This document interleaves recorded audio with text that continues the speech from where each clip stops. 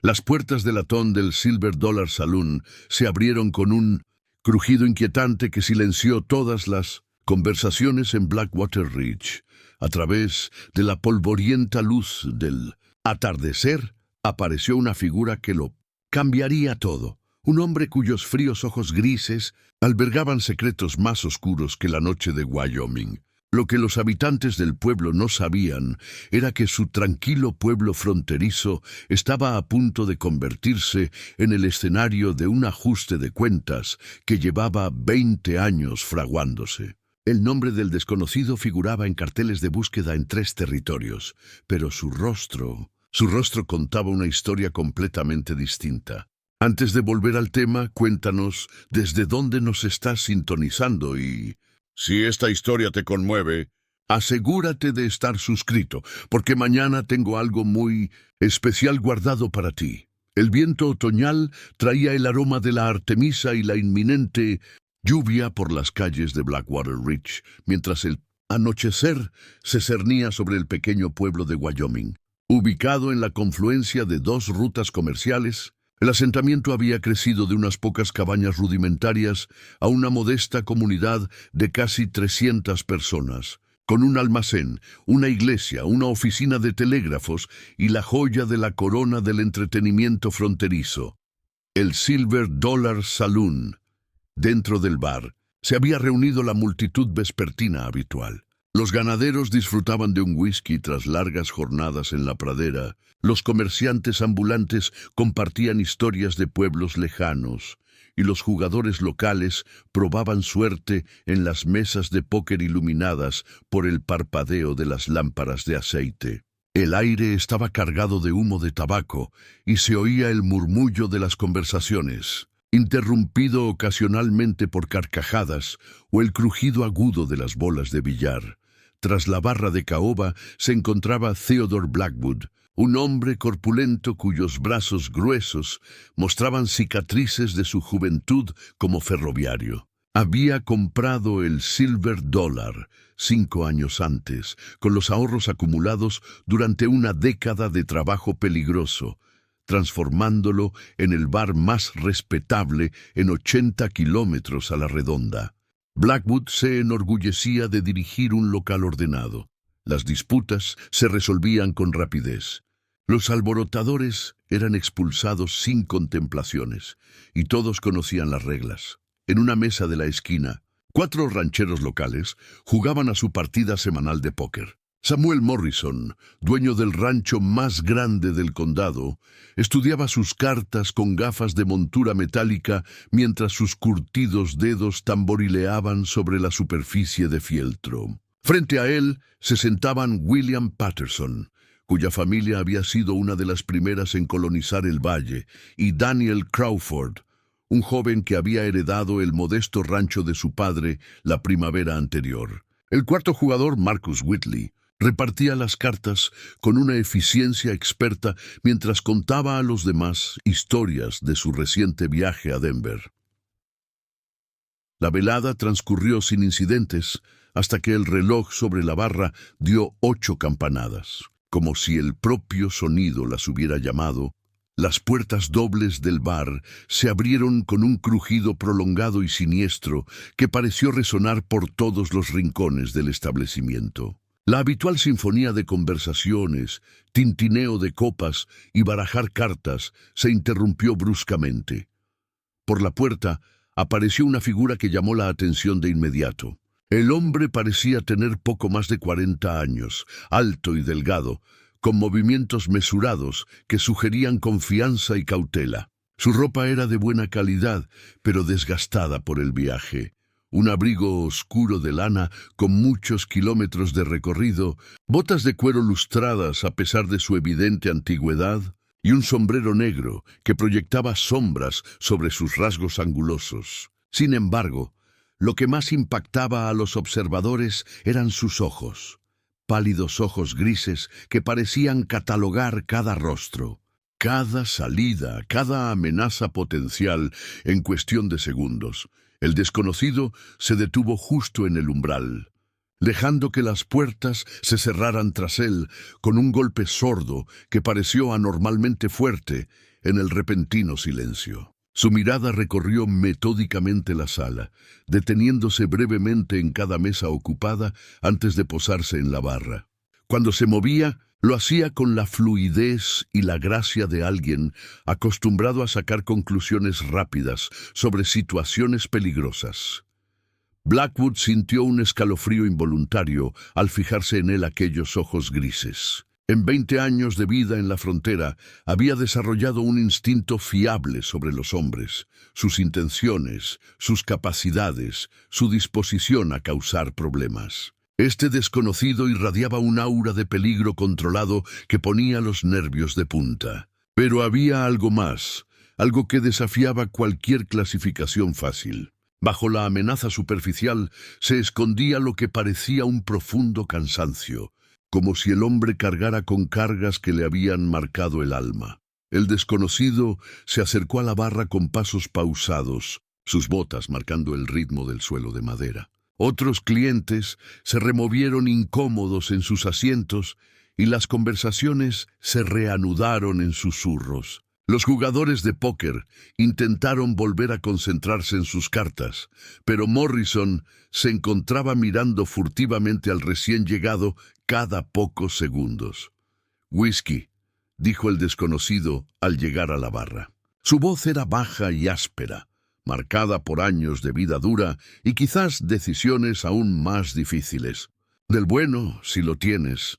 Blackwood asintió y tomó su mejor botella de bourbon añejo, que solía reservar para ocasiones especiales o para sus clientes más preciados. Mientras vertía el líquido ámbar en un vaso limpio, no pudo evitar fijarse en las manos del desconocido. Eran firmes y precisas, pero presentaban los callos característicos de alguien familiarizado con las armas de fuego. Aún más reveladoras eran las tenues cicatrices en los nudillos, evidencia de enfrentamientos físicos que probablemente se contaron por docenas. «No te había visto antes en Blackwater Ridge», aventuró Blackwood, dejando el vaso sobre la superficie de madera pulida. «¿Estás de paso o piensas quedarte un rato?» El desconocido levantó el vaso y examinó el whisky con aprecio antes de tomar un sorbo pausado. «Depende», respondió al cabo de un momento. «El pueblo parece bastante tranquilo. Espero que siga así». Había algo en esas palabras, una sutil advertencia envuelta en aparente benevolencia, que hizo que la mano de Blackwood se dirigiera inconscientemente hacia la escopeta que guardaba bajo la barra. El desconocido notó el movimiento y le ofreció lo que podría haber sido una sonrisa, aunque no llegó a sus ojos. «No se preocupen», continuó el desconocido con tono familiar. «No estoy aquí para causar problemas, al menos no del tipo que perturbaría su establecimiento». En la mesa de póker, Patterson se acercó a Morrison y le susurró: «Ese tipo me suena. No lo recuerdo, pero juro que he visto su cara en alguna parte». Morrison se ajustó las gafas y observó al extraño con más atención. «Podría ser. Por aquí pasan muchos vagabundos. Quizá trabajaba en uno de los ranchos del norte». Crawford, quien a sus 26 años era el más joven del grupo, negó levemente con la cabeza. «Mira su ropa, cómo se comporta. No es un peón de rancho. Tiene dinero, quizá educación. Pero hay algo más». Whitley, siempre pragmático, recogió las cartas y comenzó a barajarlas con una eficiencia demostrada. «Podría ser un jugador. Los profesionales visten bien y viajan entre pueblos. Aunque nunca he visto a uno que se viera tan...». Hizo una pausa, buscando la palabra adecuada. «Es peligroso», añadió Morrison en voz baja. El desconocido parecía ajeno a su escrutinio mientras seguía bebiendo whisky. Se había situado en la barra de forma que le permitía ver claramente tanto la entrada principal como la puerta trasera que daba al callejón. Su abrigo permanecía desabrochado, y cualquier persona con buen ojo podía detectar la sutil silueta de un arma enfundada bajo la tela. Tras varios minutos de silencio, interrumpidos solo por la gradual reanudación de la actividad habitual del bar, el desconocido volvió a hablar. «¿Este pueblo ha tenido problemas con forajidos? ¿Redadas, robos, ese tipo de cosas?» Blackwood consideró la pregunta con atención. No recientemente. Tuve algunos problemas hace unos años con una banda que atacaba asentamientos a lo largo de las rutas comerciales, pero se fueron. ¿Por qué lo preguntas? Siento curiosidad por la policía local. ¿Es un sheriff competente? El sheriff Reynolds es un buen hombre, justo y con experiencia. Mantiene el orden sin ser autoritario. También tenemos un ayudante, un joven llamado Harrison. Ambos son muy directos. El desconocido asintió lentamente, como si guardara la información para futuras consultas. Terminó su whisky y dejó el vaso vacío en la barra con deliberada precisión. Tomaré una habitación si tiene alguna disponible. Prefiero algo con vista a la calle, si es posible. Tengo una habitación arriba con vistas a la calle principal, respondió Blackwood. $2 la noche con desayuno incluido. Apareció dinero en la barra, billetes limpios que indicaban que las finanzas del desconocido estaban en orden. Lo tomaré por una semana para empezar. Quizás me quede más tiempo, dependiendo de cómo se desarrollen las cosas. Mientras Blackwood procesaba el pago y sacaba la llave de la habitación de debajo de la caja registradora, el desconocido se giró para observar el bar una vez más.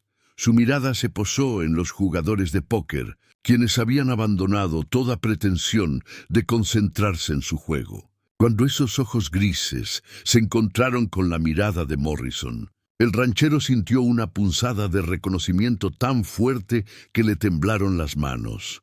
«Jesucristo», suspiró Morrison, con voz apenas audible. Patterson notó la repentina palidez de su amigo. «Sam, ¿qué pasa?» La mente de Morrison corría a toda velocidad, mientras recuerdos de 15 años atrás lo inundaban con una claridad asombrosa. Un artículo de periódico que había leído durante un viaje de negocios a Cheyenne. Una fotografía granulada que acompañaba una historia sobre un conocido forajido que había aterrorizado el territorio de Colorado antes de desaparecer sin dejar rastro. El rostro era más joven entonces, sin la marca de años de vida dura, pero esos ojos, esos distintivos ojos grises, eran inconfundibles. Preparar y narrar esta historia nos llevó mucho tiempo, así que si la disfrutan, suscríbanse a nuestro canal. Significa mucho para nosotros. Volvamos a la historia.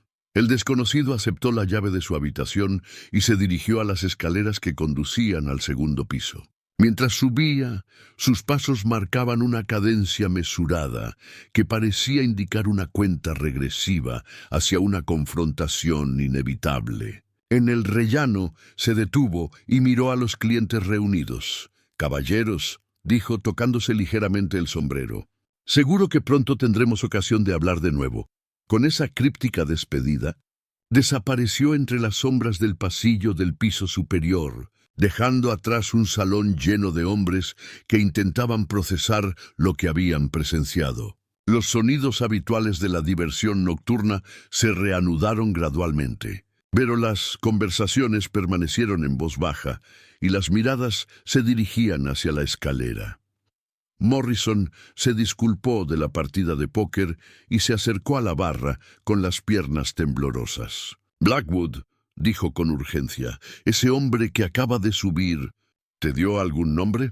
El dueño del bar frunció el ceño. «Me dijo que lo llamara Smith cuando le pregunté». «¿Por qué?» El rostro de Morrison se había puesto pálido. «Porque, a menos que me esté volviendo loco, el hombre al que le acabas de alquilar una habitación es Jacob Thornfield». El nombre de Blackwood fue como un golpe físico. Todos los hombres al oeste del Mississippi conocían ese nombre, o al menos las leyendas que lo rodeaban. Jacob Thornfield, el fantasma de Colorado, lo llamaban. Un hombre que había robado bancos y trenes con precisión quirúrgica, que había superado en armamento a algunos de los tiradores más rápidos del territorio, que supuestamente había matado a 11 hombres en combates justos y al doble que intentaron sorprenderlo. Pero Thornfield había desaparecido hacía años. Algunos decían que había muerto, otros afirmaban que había huido a México o California. Sus carteles de búsqueda se habían amarilleado y habían sido reemplazados por criminales más recientes, y sus hazañas se habían desvanecido en el mundo de los cuentos de fogata y las novelas baratas. Si Morrison tenía razón, si el extraño que se hacía llamar Smith era en realidad Jacob Thornfield, entonces Blackwater Ridge acababa de convertirse en un lugar muy peligroso para vivir. Las noticias corrieron como la pólvora en un pueblo del tamaño de Blackwater Ridge. Al amanecer del día siguiente, la mitad de la población sabía que un peligroso desconocido se había instalado en el Silver Dollar, y la otra mitad había oído versiones cada vez más exageradas de la historia. Algunos afirmaban que había matado a 3 hombres en Denver antes de partir hacia el norte. Otros murmuraban que era un alguacil federal que buscaba fugitivos, y unos pocos insistían en que era el explorador de avanzada de una banda que planeaba robar el banco territorial. El sheriff Robert Reynolds escuchó los rumores mientras hacía su ronda matutina, deteniéndose primero en la tienda general de Henderson, donde Martha Henderson, la esposa del propietario, le contó los acontecimientos de la noche anterior con su característica minuciosidad.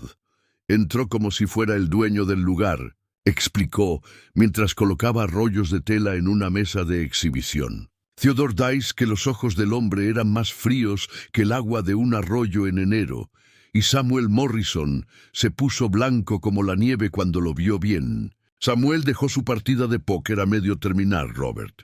Ya sabes lo en serio que se toma las cartas ese hombre, Reynolds.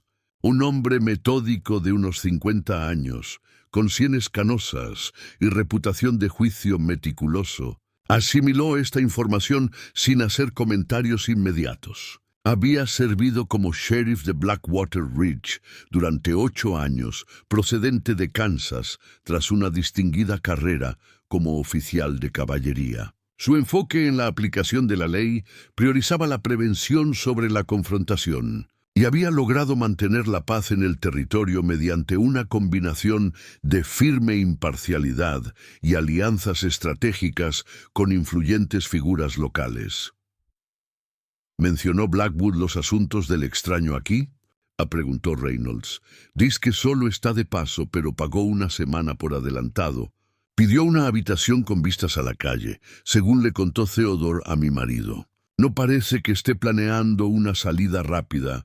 Reynolds tomó notas mentales mientras continuaba su conversación con Martha Henderson. Los detalles que ella proporcionó pintaban la imagen de alguien extremadamente cauteloso o preparándose para problemas. Cualquiera de las dos posibilidades ameritaba una investigación, aunque con los años había aprendido que abordar situaciones potencialmente peligrosas con fuerza excesiva a menudo creaba problemas en lugar de resolverlos.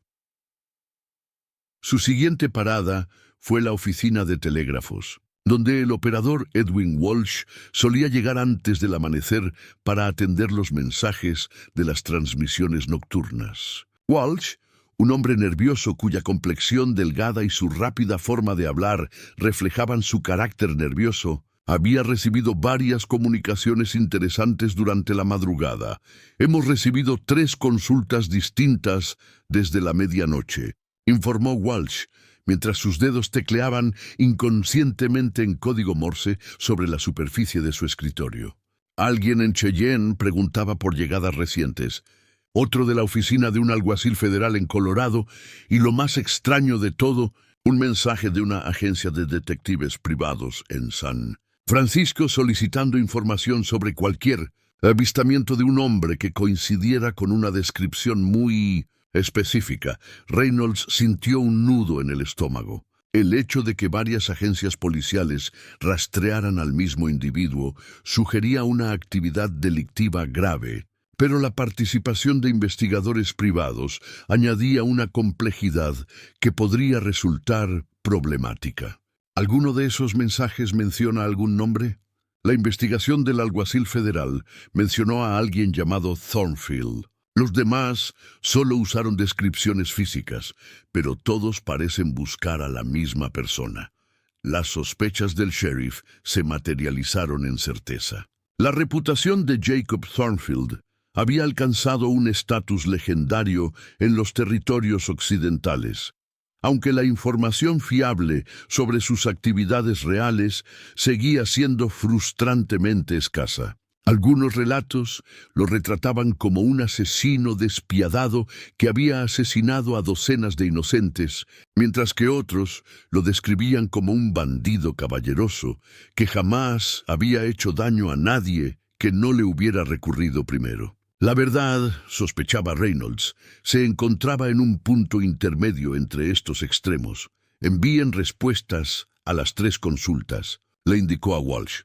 Díganles que investigaremos e informaremos de nuestros hallazgos. No confirmen ni nieguen nada específico hasta que haya tenido la oportunidad de evaluar la situación personalmente.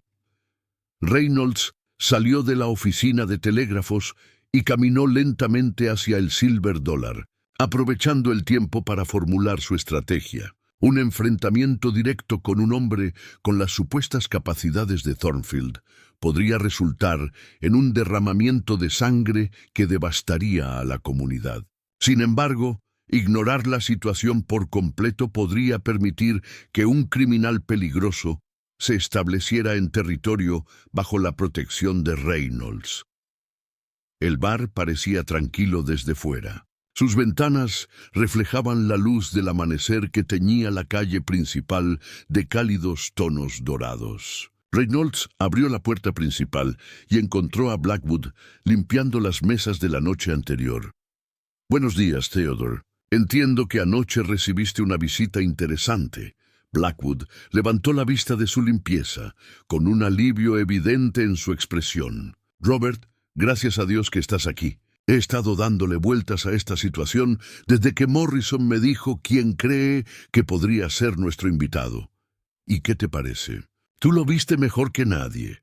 Blackwood dejó el mantel y se apoyó en el respaldo de una silla. «¿En serio? Ese hombre me asustó, y no me asustó fácilmente. Hay algo en su presencia que hace que mi instinto de supervivencia grite advertencias. Pero la cuestión es que fue educado, pagó por adelantado y no causó ningún disturbio. Si Morrison no lo hubiera reconocido, habría atribuido mi inquietud a mi imaginación». «¿Está arriba ahora?» Salió antes del amanecer. Lo vi por la ventana caminando hacia el establo, silencioso como un fantasma, tal como cuentan las historias. Reynolds asimiló esta información mientras observaba la escalera que conducía al segundo piso. «¿Le importa si echo un vistazo a su habitación? Podría revelarnos algo sobre sus intenciones». Blackwood recuperó su llave maestra y condujo al sheriff arriba, a la habitación número 7, que daba a la calle principal a través de un gran ventanal que ofrecía excelentes vistas de la principal arteria del pueblo. La habitación mostraba mínimas señales de ocupación. La cama había sido usada, pero estaba cuidadosamente tendida, y el lavabo mostraba signos de uso reciente. En la mesita junto a la ventana había una alforja de cuero, parcialmente abierta, que revelaba ropa limpia y objetos personales. Lo que llamó inmediatamente la atención de Reynolds fue la ubicación estratégica de la silla, que se había movido para proporcionar al ocupante una visibilidad clara tanto de la ventana como de la puerta, a la vez que permanecía parcialmente oculta a la observación externa. La disposición sugería que se trataba de alguien con amplia experiencia en entornos potencialmente hostiles. Un examen más detenido de la alforja reveló objetos que confirmaron las crecientes sospechas del sheriff. Munición para un revólver de alta calidad, una piedra de afilar para el mantenimiento de armas blancas y un pequeño diario de cuero lleno de lo que parecían ser notas codificadas. Lo más revelador era un documento, enrollado, guardado en un compartimento lateral. Un mapa del territorio de Wyoming con varios lugares marcados en tinta roja. La cresta de Blackwater estaba rodeada por un círculo negro. «Robert», susurró Blackwood con urgencia desde su posición cerca de la puerta. «Alguien está subiendo las escaleras». Ambos hombres se quedaron paralizados al oír pasos mesurados que se acercaban por el pasillo. La mano de Reynolds se dirigió instintivamente hacia su arma mientras Blackwood se posicionaba detrás del sheriff, listo para retirarse si era necesario. Los pasos se detuvieron justo afuera de la habitación 7. «Caballeros», dijo una voz grave y familiar a través de la puerta cerrada. «Agradezco su interés en mi alojamiento, pero preferiría discutir cualquier inquietud en un entorno más apropiado». Reynolds sintió que se le encendía la cara. Ser descubierto registrando la habitación de un huésped ya era bastante vergonzoso. Ser detectado por alguien con la reputación de Thornfield era potencialmente peligroso. Sin embargo, sus años de experiencia militar y policial le habían enseñado que mostrar debilidad en tales situaciones a menudo resultaba más peligroso que mostrar confianza. «Soy el sheriff Reynolds», gritó. «Quisiera hablar con usted sobre sus asuntos en Blackwater Ridge». Siguió una larga pausa antes de que el pomo de la puerta girara lentamente. Thornfield entró en la habitación con la misma cautela mesurada que había mostrado la noche anterior, mientras sus pálidos ojos grises observaban la escena con aparente diversión. «Sheriff Reynolds», dijo con un leve asentimiento. Su reputación de meticuloso lo precede. «Y señor Blackwood, confío en que haya encontrado todo en orden». Blackwood balbuceó una disculpa, pero Thornfield levantó la mano para impedir más explicaciones. «No me ofendo. La precaución es una valiosa cualidad de supervivencia en este país». Reynolds estudió el rostro del hombre con atención, comparándolo con las descripciones que había escuchado a lo largo de los años. El parecido con los bocetos de los carteles de búsqueda era inconfundible, aunque el tiempo había añadido líneas alrededor de los ojos y una acentuación de los rasgos que antes eran simplemente peligrosos. «Señor Smith», comenzó Reynolds, usando el alias que Thornfield le había proporcionado a Blackwood, «he recibido varias consultas de las fuerzas del orden sobre alguien que coincide con su descripción. ¿Podría explicarme su presencia en mi territorio?» Thornfield se acercó a la ventana y contempló la calle, con una postura relajada pero alerta. «Estoy aquí por asuntos personales, sheriff. Nada que deba preocupar a la policía local, suponiendo que no sea asunto suyo». La amenaza implícita flotaba en el aire entre ellos como el humo del cañón de una pistola. Reynolds sintió que se le aceleraba el pulso, pero se obligó a mantener la voz firme. «Cualquier asunto personal relacionado con fugitivos buscados pasa automáticamente a mi incumbencia». «¿Fugitivos buscados?» Thornfield se apartó de la ventana con aparente sorpresa. «Sheriff, creo que me ha confundido con otra persona. Me llamo Jonathan Smith y soy un empresario de Colorado que investiga oportunidades de inversión en territorios en desarrollo». La mentira fue pronunciada con tanta confianza que podría haber sido creíble en otras circunstancias. Sin embargo, Reynolds había interrogado a demasiados criminales como para dejarse engañar por explicaciones fáciles. «Por muy convincentes que fueran, señor Smith», respondió lentamente el sheriff, «le agradecería ver alguna documentación que respalde esa afirmación. Licencia comercial, cartas de crédito, cualquier cosa que pueda verificar su identidad». La sonrisa de Thornfield permaneció intacta, pero su mirada se endureció perceptiblemente. «Me temo que mis papeles fueron destruidos en un incendio en mi hotel en Denver el mes pasado. Una tragedia terrible.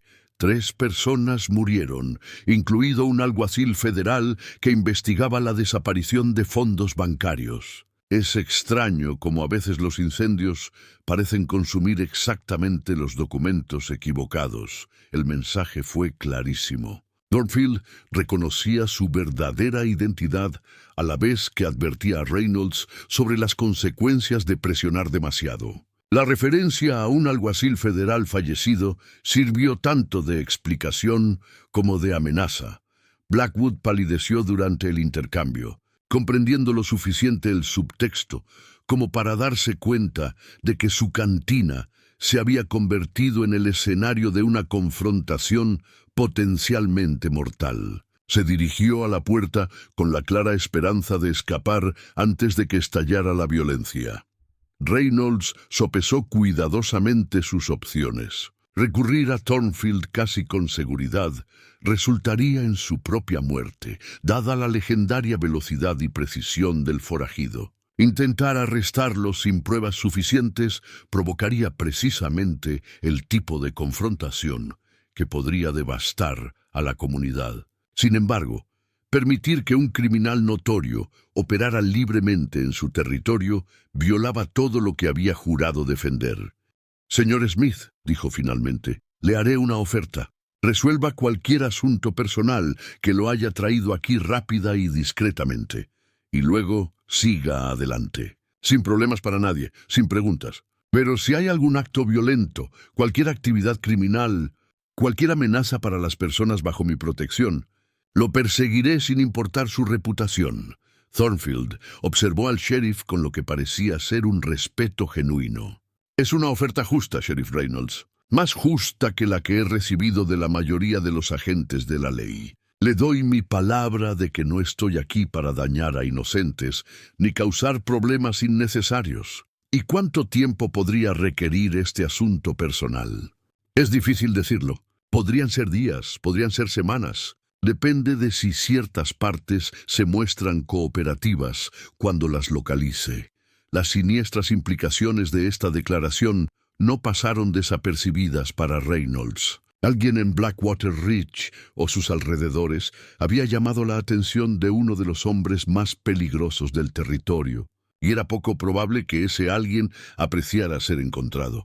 Como si leyera sus pensamientos, Thornfield añadió: «Sheriff, quizá quiera preguntar por la ciudad sobre alguien que haya adquirido recientemente una riqueza inesperada. A veces, la gente adquiere bienes por medios cuestionables, y en ocasiones, esos bienes deben ser devueltos a sus legítimos dueños». Con esa críptica sugerencia, Thornfield se dirigió a su alforja y comenzó a reempacar sus pertenencias con eficiencia. La entrevista había terminado, pero Reynolds presentía que había aprendido más de la conversación de lo que inicialmente creía. Alguien en Blackwater Ridge tenía algo que pertenecía a Jacob Thornfield, y el forajido había venido a recogerlo. A 5 kilómetros al sur de Blackwater Ridge, enclavado en un valle donde el arroyo Willow serpenteaba entre álamos, se alzaba el rancho más próspero del territorio. La finca Double Eagle abarcaba casi 4.000 hectáreas de excelente pasto, albergaba más de 2.000 cabezas de ganado y empleaba a 15 trabajadores a tiempo completo. Su propietario, Vincent Carrington, se había transformado de un modesto hacendado a uno de los ganaderos más influyentes de Wyoming en menos de una década. La historia de éxito de Carrington se había convertido en leyenda local.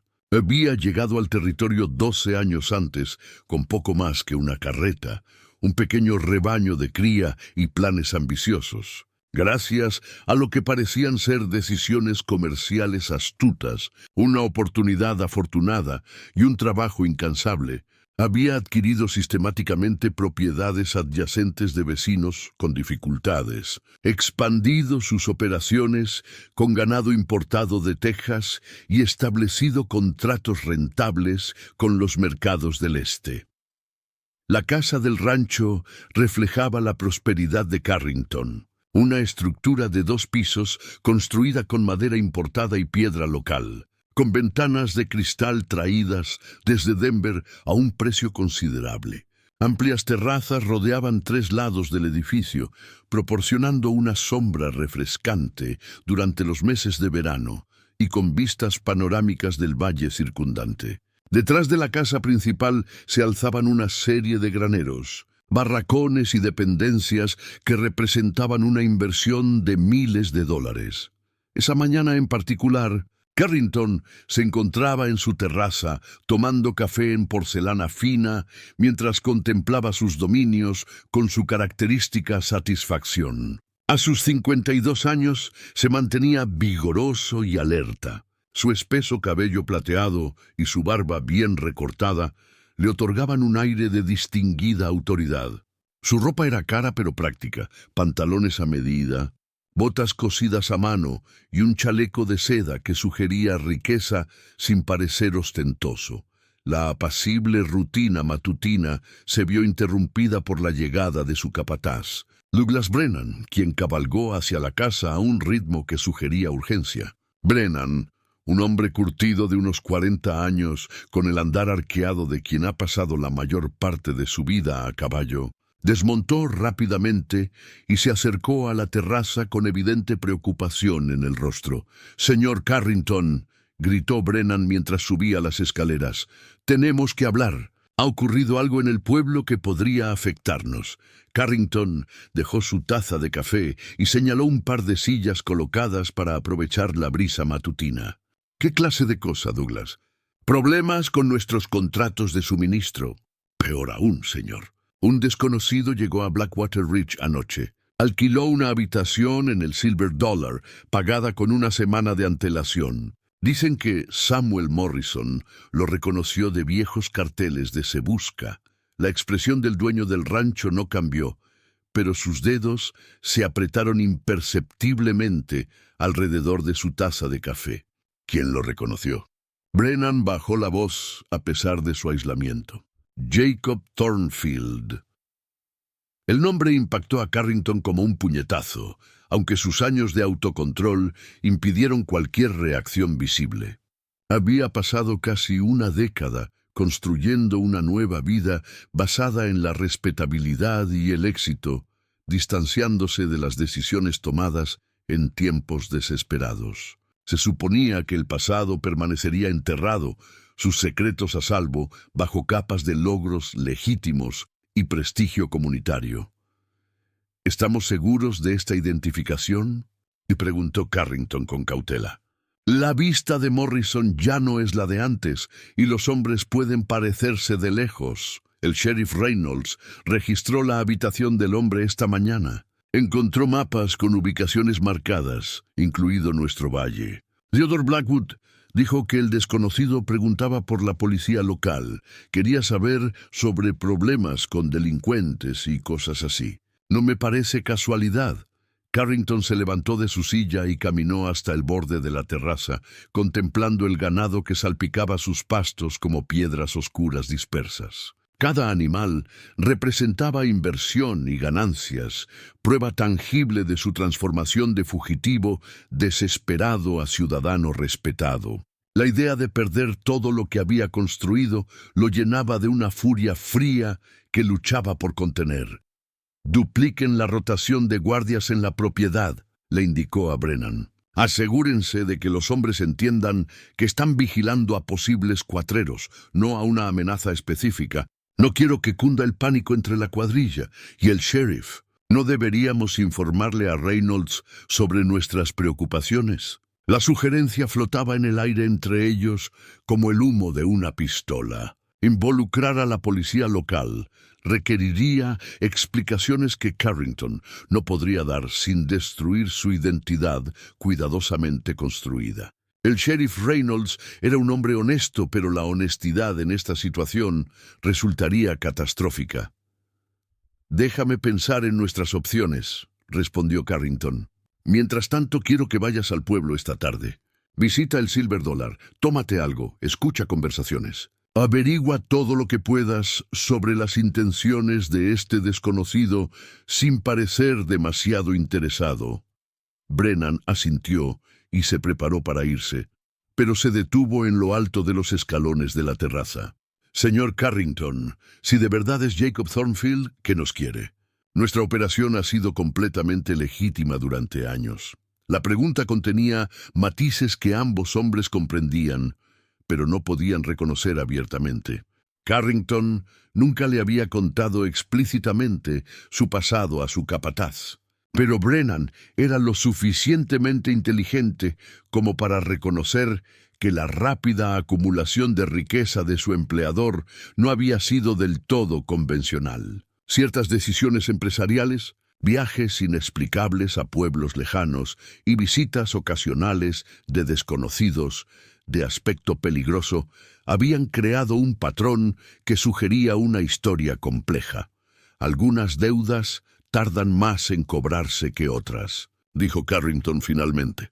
Si Thornfield está aquí, es porque alguien le debe algo valioso.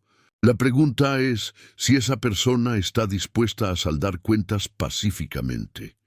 Tras la partida de Brennan, Carrington se retiró a su estudio privado, una habitación llena de volúmenes, encuadernados en cuero, que nunca había leído, pero que proyectaban la sofisticación intelectual propia de su estatus actual. De una caja fuerte oculta tras un panel falso, extrajo una colección de documentos que narraban su verdadera historia, carteles de búsqueda con su nombre original, recortes de periódico que describían los crímenes que había cometido en 3 territorios, y lo más incriminatorio de todo, un registro detallado del dinero robado durante una serie de robos a bancos perpetrados 15 años antes. La cantidad total que constaba en sus meticulosos registros era asombrosa. Más de $40,000 sustraídos de instituciones en Colorado, Kansas y Nebraska durante un período de 2 años en el que operó como parte de la banda de Thornfield.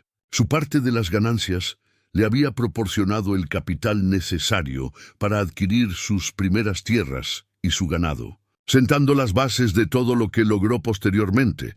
Pero la historia iba más allá del simple robo. Durante su último asalto, perpetrado en el Merchants Bank de Grand Junction, Colorado, la banda descubrió que su objetivo contenía mucho más de lo previsto. En lugar de los habituales miles de dólares en efectivo e instrumentos negociables, la bóveda contenía casi $20,000 en monedas y certificados de oro, dinero que pertenecía a un consorcio minero y que se estaba transfiriendo a inversores en Denver. En el caos posterior al robo, cuando la banda se dividió para evitar la persecución de las bandas, se presentó una oportunidad. Carrington, que entonces operaba bajo su nombre de nacimiento, Thomas Caldwell, se había ofrecido a transportar su parte de las ganancias junto con varias bolsas pertenecientes a otros pandilleros, aparentemente para resguardarlas hasta que pudieran reunirse en un lugar predeterminado. En cambio, tomó el dinero y desapareció, dejando a sus cómplices criminales a merced de la persecución y la captura mientras él forjaba una nueva identidad en el territorio de Wyoming. Al principio, la traición le había pesado en la conciencia, pero años de prosperidad y respetabilidad habían disipado gradualmente esas preocupaciones. Se había convencido de que sus antiguos socios probablemente estaban muertos o encarcelados, lo que hacía que las implicaciones morales de su robo fueran en gran medida teóricas. Ahora, sin embargo, parecía que al menos un miembro de la banda había sobrevivido y lo había localizado. La reputación de Jacob Thornfield como vengador paciente estaba bien documentada en todos los territorios, y su presencia en Blackwater Ridge solo podía significar que el pasado estaba a punto de colisionar catastróficamente con el presente. Carrington pasó el resto de la mañana analizando sus opciones, ninguna de las cuales parecía especialmente prometedora. Huir significaría abandonar todo lo que había construido y regresar a una vida de constante movimiento e incertidumbre que ya no era lo suficientemente joven para soportar. Luchar lo enfrentaría a uno de los hombres más peligrosos del territorio, alguien cuya habilidad con las armas superaba con creces sus propias habilidades oxidadas. La posibilidad más atractiva implicaba negociar. Quizás se pudiera convencer a Thornfield de aceptar una compensación económica en lugar de exigir la restitución total del robo original. La fortuna actual de Carrington superaba con creces sus antiguas ganancias delictivas, y un acuerdo razonable podría satisfacer el anhelo de justicia de su ex socio, preservando al mismo tiempo su propia situación económica. Mientras las sombras de la tarde se extendían sobre el valle, Brennan regresó de su misión de reconocimiento con información inquietante. El comportamiento habitualmente sereno del capataz mostraba signos de tensión al relatar sus observaciones desde el Silver Dollar. «El hombre es definitivamente peligroso», informó Brennan. «Se comporta como un pistolero profesional. Colocó su silla para vigilar todas las salidas. Pidió su whisky solo y lo bebió con deleite durante más de 1 hora mientras observaba cada rostro que entraba por la puerta. Le hizo preguntas informales a Theodore Blackwood sobre los ganaderos locales. Quería saber quién había prosperado más en los últimos años. ¿Mencionó algún nombre específico? No directamente, pero cuando tu nombre salió a relucir en la conversación general, se interesó mucho. Empezó a preguntar sobre la ubicación del Double Eagle. ¿Cuánto tiempo llevabas siendo su propietario? Si habías tenido algún socio en la construcción de la operación. Las preguntas parecían bastante inocentes por separado, pero en conjunto, Carrington asintió con gravedad. El patrón confirmó sus peores sospechas. Thornfield no se había topado con su rastro por casualidad. Había estado investigando metódicamente, formándose una imagen completa de las circunstancias actuales de su objetivo antes de contactarlo.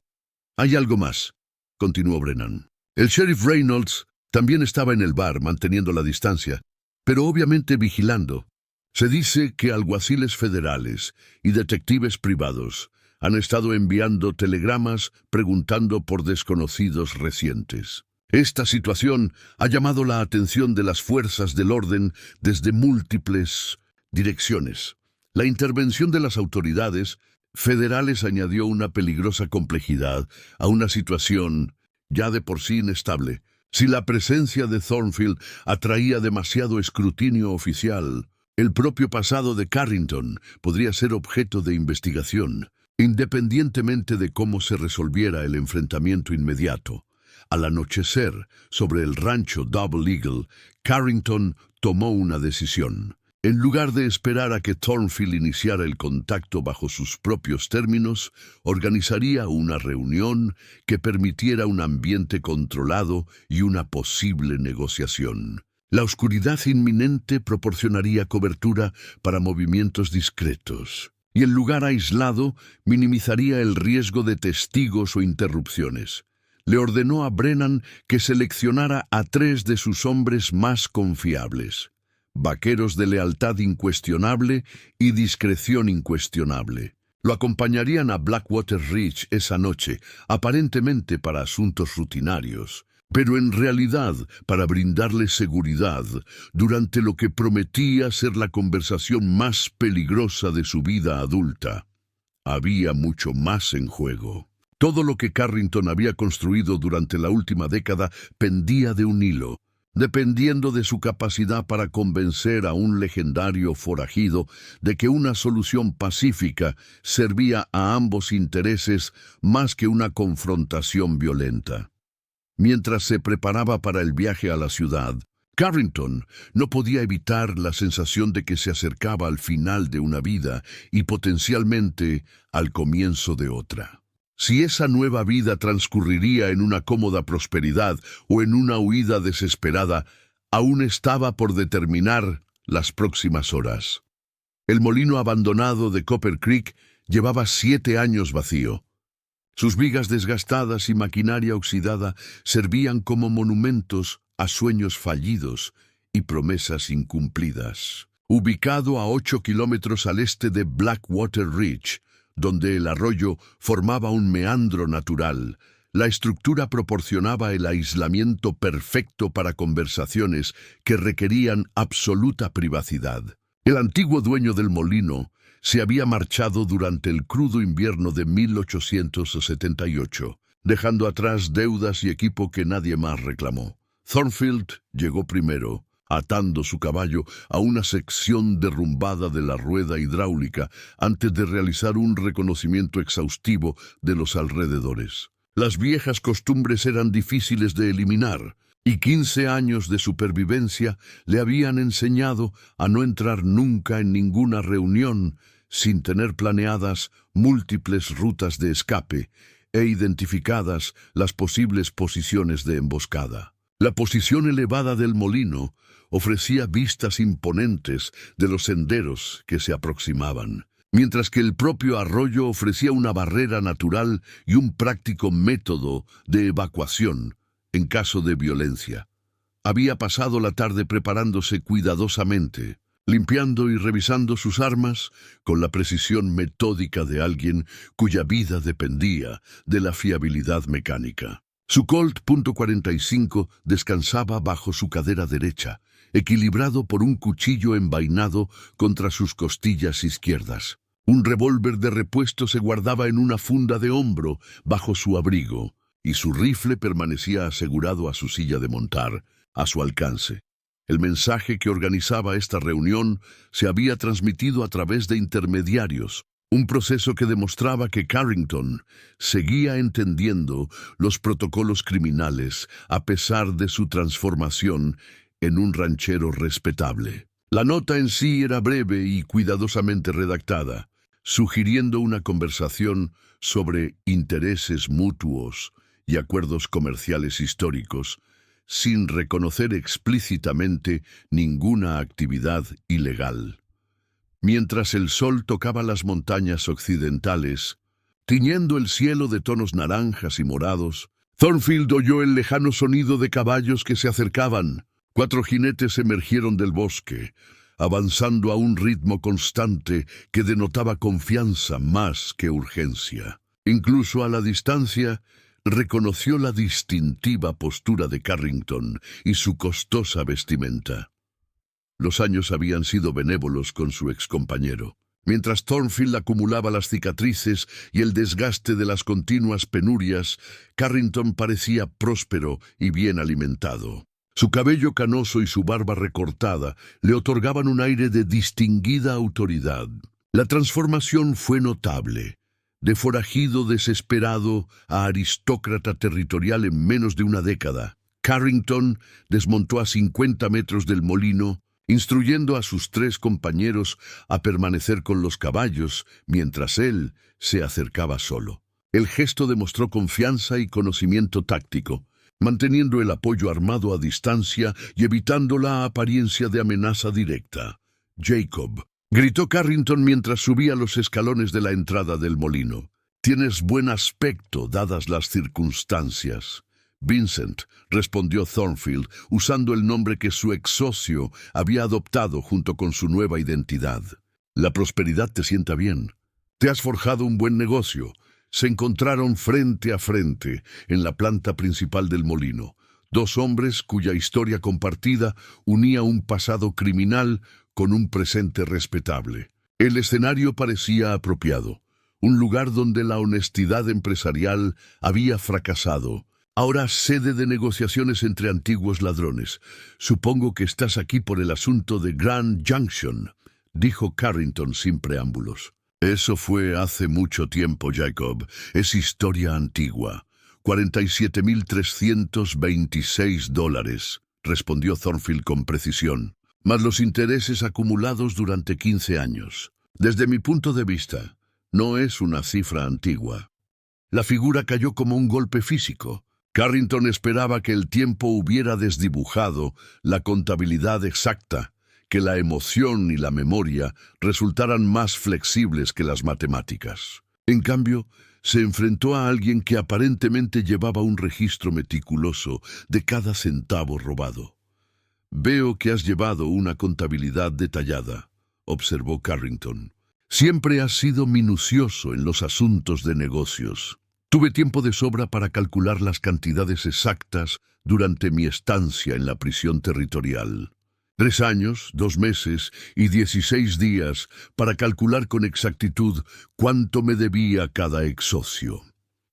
Esta revelación cambió considerablemente la dinámica. Carrington había asumido que la desaparición de Thornfield significaba una fuga exitosa y la continuación de su actividad criminal. Descubrir que su excompañero había sido capturado y encarcelado añadió capas de traición y abandono al simple robo. «No sabía que te habían raptado», dijo Carrington con cautela. «Si hubiera Habrías hecho exactamente lo mismo, interrumpió Thornfield. En nuestro trabajo, el instinto de supervivencia siempre prima sobre la lealtad. No te culpo por esa decisión, Vincent, pero sí espero una compensación por las consecuencias. La conversación transcurrió con sorprendente cortesía, pues ambos reconocieron que las demostraciones emocionales no servirían de nada. Estaban negociando una transacción comercial, aunque implicaba dinero robado y posible violencia.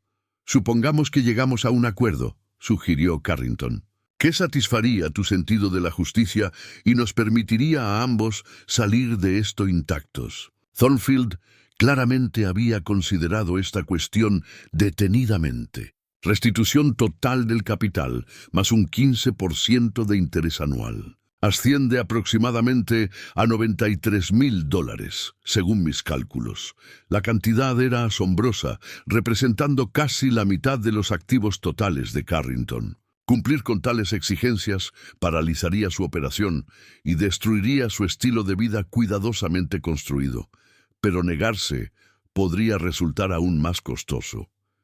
Es una suma considerable, respondió Carrington. Requeriría liquidar una parte sustancial de mis activos legítimos. Su preocupación por las posesiones legítimas es conmovedora, considerando su base ilegal. El comentario mordaz dio en el blanco, pero Carrington mantuvo la compostura. ¿Qué garantías tengo de que el pago salde todas las cuentas entre nosotros? ¿De que no volverás en el futuro con exigencias adicionales? Tienes mi palabra que es considerablemente más confiable que la tuya. Pasaron la siguiente hora trabajando en detalles prácticos, métodos de pago, plazos, procedimientos de verificación y, lo más importante, las consecuencias del incumplimiento. Los requisitos de Thornfield eran específicos e innegociables. Monedas de oro en lugar de papel moneda. Entrega en 30 días y absoluta confidencialidad sobre el acuerdo. Un último asunto, añadió Thornfield al acercarse el final de su conversación. Su operación actual termina de inmediato. Venda el rancho, liquide sus activos y desaparezca del territorio de Wyoming en 60 días. Esto no es negociable. La exigencia impactó a Carrington como un rayo. Esperaba una sanción económica, pero supuso que su vida reformada continuaría prácticamente sin cambios tras el pago. La exigencia de abandonar todo lo que había construido transformó la simple restitución en la destrucción total de su identidad. Eso parece innecesariamente vengativo, protestó Carrington. He pagado mi deuda, he establecido un negocio legítimo, me he convertido en un ciudadano productivo. Construido sobre cimientos robados, lo interrumpió Thornfield. Tu respetabilidad se compró con mi dinero. Tu éxito se logró gracias a mi encarcelamiento. La justicia exige más que una compensación económica. La lógica era inexorable, pero aceptarla significaba regresar a la existencia desarraigada de la que había escapado 15 años antes. A los 52 años, empezar de nuevo resultaría infinitamente más difícil que a los 30. ¿Y si rechazo estos términos? La mano de Thornfield se acercó casi imperceptiblemente a su arma. Entonces ajustaremos cuentas de forma más tradicional. Tú decides, Vincent. La amenaza se pronunció sin emoción ni fanfarronería, simplemente una declaración de las alternativas disponibles. Carrington comprendió que su excompañero poseía las habilidades y la determinación para llevar a cabo una resolución violenta si fuera necesario. Mientras la oscuridad se cernía sobre el molino abandonado, Carrington sopesó sus opciones por última vez. Obedecer significaba la ruina financiera y el exilio forzoso, pero negarse casi con seguridad significaba la muerte. Sus 3 compañeros podrían brindarle protección temporal, pero la reputación de Thornfield sugería que tales ventajas serían, en el mejor de los casos, temporales. 30 días para el pago total, aceptó Carrington finalmente. 60 días para liquidar y partir. Después no nos volveremos a cruzar. De acuerdo, respondió Thornfield, extendiendo su mano para sellar el acuerdo. El apretón de manos fue como firmar su propia sentencia de muerte, pero Carrington lo reconoció como la única opción que ofrecía alguna esperanza de supervivencia. Mientras se preparaban para separarse, no pudo evitar preguntarse si así era como todos los criminales finalmente enfrentaban su juicio, solos en la oscuridad, pagando con la vida por decisiones pasadas, todo lo que habían construido desde entonces. La cuenta regresiva de 30 días comenzó como una bomba de relojería en el pecho de Vincent Carrington. Cada amanecer lo acercaba a una fecha límite imposible. Cada atardecer marcaba otra oportunidad, perdida para escapar de la trampa que se cernía sobre él. Las matemáticas de su situación eran brutales e implacables. $93,000 superaban sus activos líquidos en casi 40,000. Y liquidar sus propiedades rancheras llevaría meses en circunstancias normales. La primera jugada desesperada de Carrington consistió en acercarse al Banco Territorial de Wyoming en Cheyenne, la institución financiera más grande en un radio de 500 kilómetros. El presidente Augustus Whitman, un hombre corpulento de mirada perspicaz y gustos caros, conocía a Carrington desde hacía 6 años como un cliente valioso cuyos depósitos y pagos de préstamos siempre llegaban puntualmente. «Vincent, amigo mío», lo saludó Whitman en su oficina con paneles de nogal y vistas a la principal arteria de la ciudad. «¿Qué te trae por Cheyenne?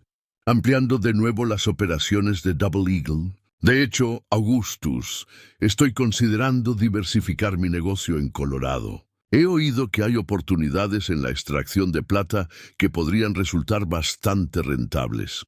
La mentira surgió sin problemas, construida sobre la base de medias verdades que le habían sido útiles a Carrington durante su transformación de forajido a empresario.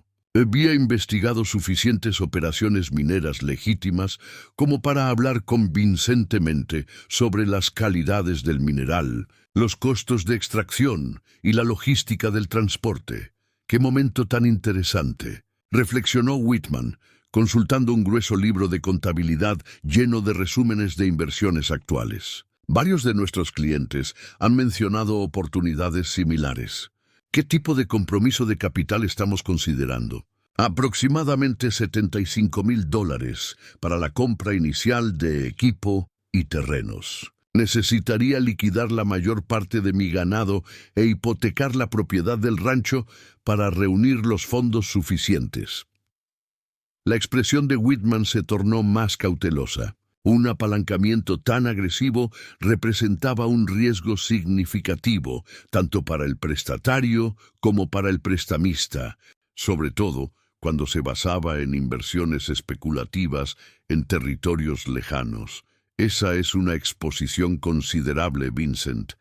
¿Ha realizado una diligencia de vida exhaustiva sobre estas concesiones mineras? ¿Ha verificado muestras de mineral, inspeccionado las rutas de transporte y confirmado los derechos de agua? Las preguntas continuaron durante más de 1 hora, cada una requiriendo respuestas cada vez más creativas, mientras Carrington luchaba por mantener su historia inventada. La experiencia bancaria de Whitman le había enseñado a reconocer la desesperación disfrazada de oportunidad, y algo en el comportamiento de su cliente sugería una urgencia oculta.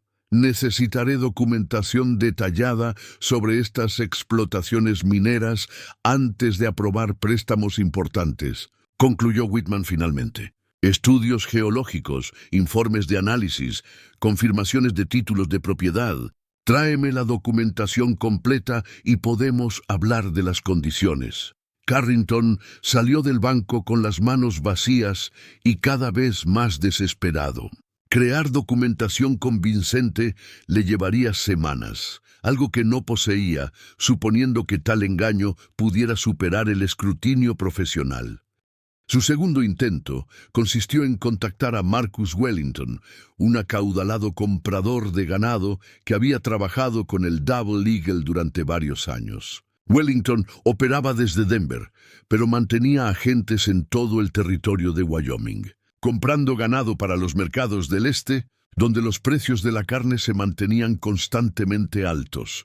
Se conocieron en el hotel Railroad House, el establecimiento más elegante de Denver, donde Wellington tenía una suite permanente para gestionar sus negocios territoriales. El comprador era un hombre delgado y nervioso, cuya forma de hablar, rápida y constante movimiento, sugerían a alguien que siempre estaba calculando márgenes de ganancia. «Vincent, qué gusto volver a verte», dijo Wellington, señalando unas sillas de cuero cerca de un gran ventanal, con vistas a la bulliciosa calle. «Tu último envío fue de una calidad excepcional. Mis contactos en Chicago pidieron específicamente ganado Double Eagle para sus contratos premium. Me alegra oír eso, Marcus. De hecho, por eso estoy aquí. Estoy considerando una gran expansión, posiblemente duplicando el tamaño de mi rebaño en los próximos 2 años. Requeriría una inversión de capital significativa, pero la rentabilidad potencial podría ser sustancial». Wellington se inclinó hacia adelante con evidente interés. Los ganaderos exitosos, que podían entregar ganado de alta calidad con fiabilidad, eran socios valiosos en una industria plagada de clima impredecible, brotes de enfermedades y dificultades de transporte. ¿De qué tipo de expansión estamos hablando? Superficie adicional, mejoras en el ganado reproductor, desarrollo de infraestructura, todo lo anterior, más la adquisición de 2 ranchos más pequeños, adyacentes a mis propiedades actuales. Los propietarios están dispuestos a vender, pero prefieren transacciones en efectivo en lugar de plazos de pago más largos. ¿Cuánto efectivo? Aproximadamente $60,000 por ambas propiedades, incluyendo ganado y equipo. Puedo financiar parte de esa cantidad con préstamos convencionales, pero preferiría evitar una intervención bancaria excesiva si es posible.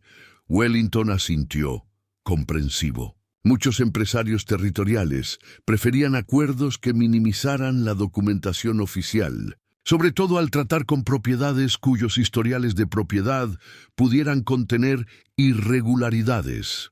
«Quizás pueda ayudar», dijo Wellington con cautela. «Mis socios de Chicago han estado buscando proveedores de ganado confiables dispuestos a firmar contratos exclusivos. Precios premium a cambio de plazos de entrega garantizados. Podrían proporcionar pagos por adelantado que cubran sus costos de expansión».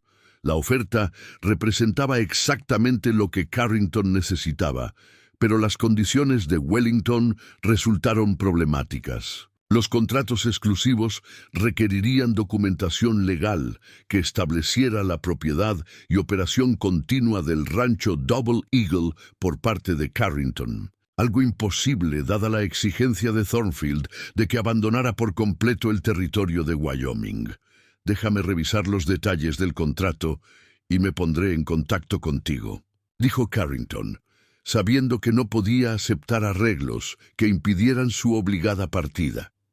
Cada intento fallido de recaudar fondos acercaba a Carrington a considerar medidas más desesperadas. Su pasado criminal le proporcionaba información sobre bancos, trenes y personas adineradas que podrían ser blanco de una rápida adquisición de grandes sumas. Sin embargo, volver a las actividades ilegales destruiría cualquier posibilidad de una resolución no pacífica con Thornfield y probablemente resultaría en una persecución por parte de múltiples agencias policiales.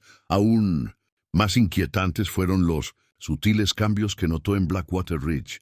El sheriff Reynolds había aumentado sus patrullajes, dedicando más tiempo a observar el Silver Dollar y a hacer preguntas informales sobre los recién llegados. El agente Harrison había empezado a llevar un rifle durante sus rondas y la oficina de telégrafos mostraba señales de mayor actividad, con mensajes llegando a toda hora. La presión afectaba a todos en el pueblo.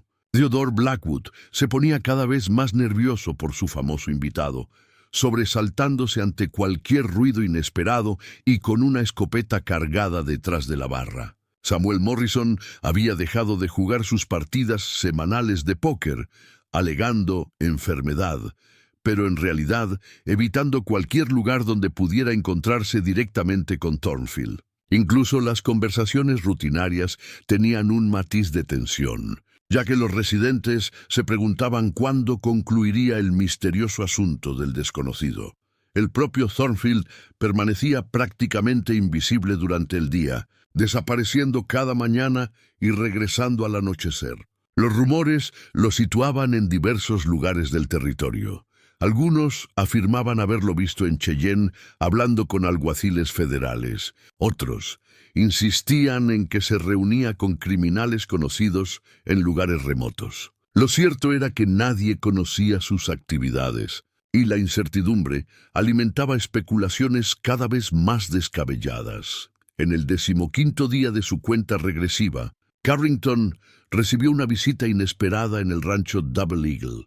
La doctora Elizabeth Hayes llegó en una calesa conducida por su anciano asistente, alegando que necesitaba examinar a uno de sus peones, quien se había lesionado al caerse de su caballo. La doctora Hayes era la única médica de Blackwater Ridge, una mujer competente de unos 30 años que se había formado en Chicago antes de mudarse al oeste para atender a las comunidades fronterizas. «Señor Carrington», dijo tras terminar de examinar al vaquero herido, «¿puedo hablar con usted en privado? Hay un asunto delicado que necesito tratar». Caminaron hasta su estudio privado, donde la doctora Hayes declinó su oferta de refrigerio y fue directamente a su propósito. «He estado atendiendo a varios pacientes recientemente que han expresado su preocupación por el extraño que se aloja en el Silver Dollar. La gente está asustada y el miedo puede ser peligroso en una comunidad pequeña. Algunos hombres han hablado de tomar medidas directas si la situación se prolonga mucho más». La advertencia fue diplomática, pero inequívocamente clara. Los habitantes del pueblo se estaban organizando contra Thornfield, y cualquier violencia probablemente escalaría más allá de la capacidad de control de cualquiera. «¿Qué tipo de acción directa?» «¿Ves?», preguntó Carrington con cautela. «Del tipo que empieza con ciudadanos armados y termina con gente muriendo. El sheriff Reynolds intenta mantener la calma, pero su autoridad tiene límites ante la mentalidad de turba». El doctor Hayes estudió la expresión de Carrington con la mirada analítica de alguien entrenado para diagnosticar dolencias ocultas. «Parece estar particularmente preocupado por esta situación, señor Carrington. ¿Sabe algo sobre los asuntos del extraño?» La pregunta flotaba entre ellos como un arma cargada. La doctora Hayes era inteligente y observadora, cualidades que la convertían en una excelente médica, pero también peligrosa para alguien que guardaba secretos. Su práctica médica la ponía en contacto con todas las familias de la zona, lo que la hacía conocedora de información y rumores que nunca llegaban a los canales oficiales. «Me preocupan todas las amenazas a la seguridad comunitaria», respondió Carrington con cautela. «Un hombre con su reputación podría causar graves problemas a personas pacíficas, en efecto. Por eso espero que ciudadanos influyentes como usted lo animen a concluir su negocio rápidamente y seguir adelante. A veces, una palabra de la persona adecuada puede evitar una tragedia innecesaria». Tras la partida del Dr. Hayes, Carrington se dio cuenta de que su tiempo se agotaba más rápido de lo previsto. Incluso si lograba reunir el dinero necesario, la creciente tensión en Blackwater Ridge hacía improbable que Thornfield pudiera quedarse lo suficiente para completar la transacción. La confrontación armada parecía cada vez más inevitable, y cualquier acto violento atraería la atención federal, lo que destruiría sus secretos cuidadosamente guardados. Esa noche, mientras Carrington estaba sentado en su estudio repasando sus opciones cada vez más desesperadas, tomó una decisión impensable apenas unas semanas antes. Si no podía reunir suficiente dinero para satisfacer las demandas de Thornfield, y si no podía evitar que los habitantes del pueblo provocaran una confrontación violenta, tal vez necesitaba tomar medidas más directas para proteger todo lo que había construido. La idea de traicionar a Thornfield de nuevo lo llenaba de una culpa familiar. Pero el instinto de supervivencia que lo había guiado durante años de actividad criminal le decía que los momentos desesperados requerían medidas desesperadas. Su antiguo compañero podía ser un pistolero legendario, pero las leyendas podían morir con la misma facilidad que los hombres comunes si se les pillaba desprevenidos. A medida que se acercaba la medianoche y otro día desaparecía de su menguante plazo, Vincent Carrington comenzó a planificar lo que esperaba sería su último crimen, el plan que se gestaba en la mente de Vincent. Carrington requería una cuidadosa orquestación de eventos que escapaban a su control directo.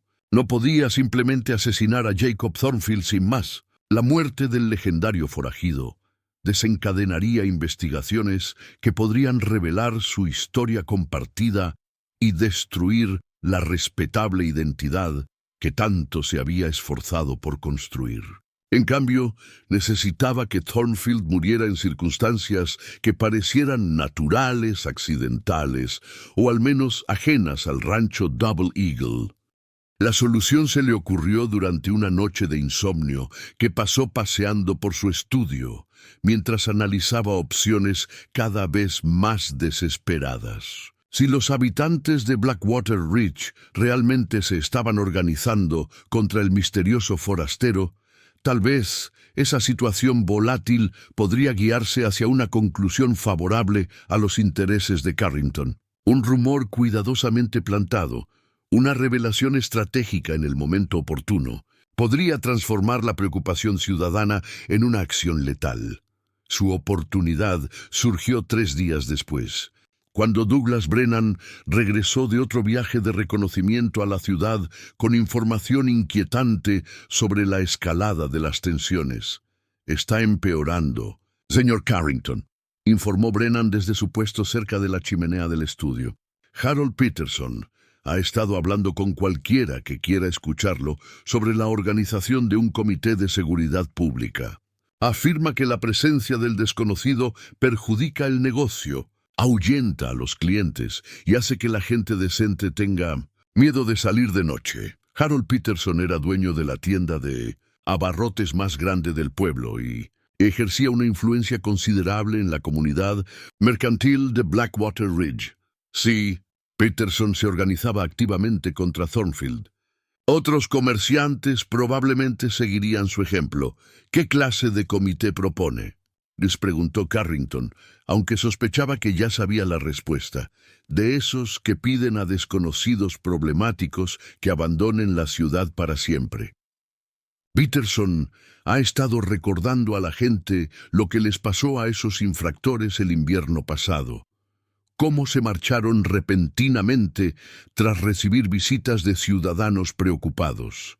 La referencia era inequívoca. Los infractores en cuestión habían sido encontrados muertos en un barranco a 30 kilómetros del pueblo. Sus muertes se atribuyeron a un accidente de equitación, aunque los residentes locales comprendían las verdaderas circunstancias. La justicia por mano propia operaba según reglas no escritas en las comunidades fronterizas, y esas reglas ahora se aplicaban a Jacob Thornfield. ¿El sheriff Reynolds ha intentado calmar la situación? Está haciendo todo lo posible, pero su autoridad solo tiene un límite cuando la gente se siente realmente amenazada. Y hay algo más. Se dice que los alguaciles federales están haciendo preguntas en Cheyenne sobre actividad criminal reciente. Alguien mencionó nuestro valle específicamente en relación con los fugitivos desaparecidos. Este acontecimiento asestó un duro golpe a Carrington. La investigación federal inevitablemente revelaría detalles de su pasado que no resistirían el escrutinio profesional. Su transformación de Thomas Caldwell a Vincent Carrington había sido cuidadosamente planeada, pero no perfectamente documentada. y los investigadores, decididos a hacerlo, acabarían descubriendo inconsistencias. ¿Cuánto tiempo tenemos antes de que lleguen estos alguaciles? Es difícil decirlo.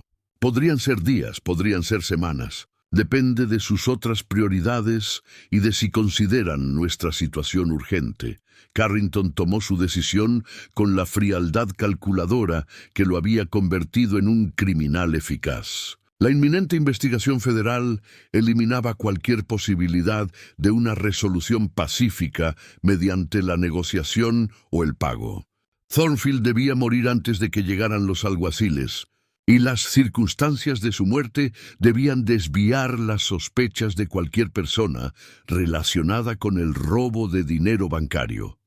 Douglas, necesito que hagas algo que puede parecer extraño, pero créeme cuando te digo que es necesario para nuestra supervivencia. Brennan se irguió con la atención de quien ya había obedecido órdenes en situaciones peligrosas. Su lealtad a Carrington era absoluta, forjada durante años de empleo rentable y respeto mutuo. Mañana por la noche quiero que vuelvas a visitar el Silver Dollar. Tómate unas copas, conversa con naturalidad, pero no olvides mencionar algo que hayas oído durante nuestra manada de ganado el mes pasado. ¿Qué clase de algo? Diles que oíste a uno de los peones hablar de un cartel de recompensa que vio en Denver. Mucho dinero por información sobre Jacob Thornfield, vivo o muerto. Haz que parezca un chisme, algo de lo que no estás del todo seguro, pero que pensaste que podría interesar a la gente. La estrategia era elegante en su simplicidad. Al introducir el elemento de la recompensa mediante una conversación aparentemente inocente, Carrington podía transformar la preocupación ciudadana en acciones con ánimo de lucro. Hombres que dudaban en matar a un desconocido por razones abstractas de seguridad pública se mostraban mucho más dispuestos a actuar cuando había importantes recompensas económicas en juego. ¿Estás seguro de este curso, señor Carrington? Una vez que se difunda esa información, nadie podrá controlar lo que suceda después.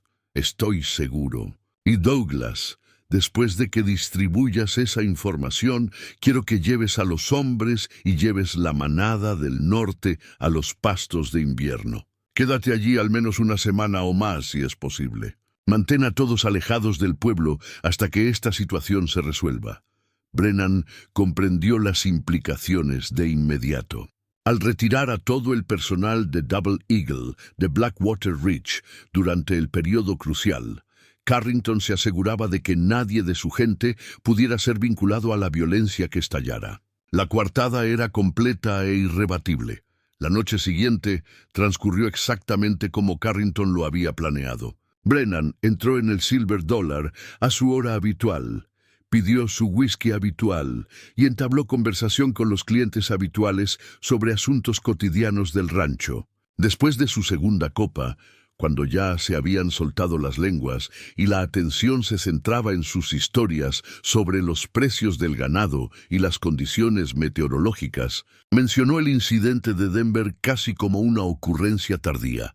Pasó algo rarísimo cuando recorríamos Denver el mes pasado. Le contó Brennan a Harold Peterson, quien se tomaba una cerveza mientras se quejaba de la caída de las ventas. Uno de los ayudantes del rastro afirmó haber visto un cartel de recompensa de $5,000 por información sobre un delincuente llamado Thornfield. Dijo que el hombre era buscado por múltiples robos a bancos y asesinatos. Los ojos de Peterson se iluminaron con repentino interés. ¿$5,000? Eso es mucho dinero. Podría haber sido más. La mano estaba bastante borracha cuando lo mencionó. Quizás exageraba o se equivocó por completo al calcular la cantidad. Ya sabes cómo estas historias se van desarrollando con el tiempo. Samuel Morrison, que había estado escuchando desde una mesa cercana, se acercó. ¿Este cartel tenía una imagen? ¿Descripción física? Según lo que oí, describía a un hombre de unos 40 años, con ojos grises y cicatrices distintivas en la mano que sostenía el arma. Un pistolero profesional que había operado en todo el territorio de Colorado durante los últimos 15 años. La descripción encajaba a la perfección con Thornfield, como Brennan sabía. Morrison palideció al relacionar el cartel de recompensa con el desconocido que residía arriba.